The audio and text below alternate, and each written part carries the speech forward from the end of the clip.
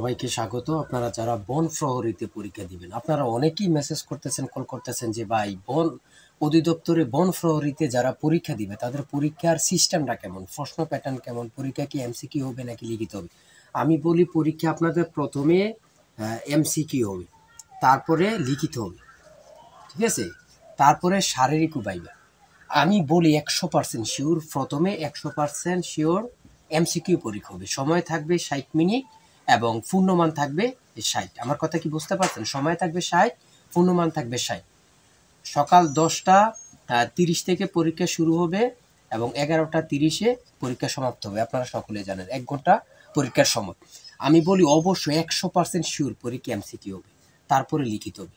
এই এমসিকিউ পরীক্ষা যারা উত্তীর্ণ হতে চান আপনাদের জন্য 100% কমন উপযোগী চূড়ান্ত স্পেশাল সাজেশন তৈরি করেছি, একদম শর্ট করে। পরীক্ষার প্রশ্ন প্যাটার্ন যেমন থাকবে সেমভাবে আমরা সাজেশন তৈরি করেছি। সাজেশনটি নিতে স্ক্রিনে দেওয়া হোয়াটসঅ্যাপ নাম্বার রয়েছে, ইমো নাম্বার রয়েছে, দুটোর মধ্যে যে কোনো একটি মেসেজ করে সাজেশনটি সংগ্রহ করুন।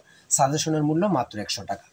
আমি বলি 100 টাকার বিনিময়ে হলো থেকে আমাদের সাজেশনটি সংগ্রহ করবেন, সাথে এক্সট্রাভাবে বিগত সালের যত পরীক্ষা হয়েছে বন অধিদপ্তরে এবং কি বন প্রহরীর পরীক্ষার প্রশ্ন সমাধান একদম ফ্রিতে পেয়ে যাবেন।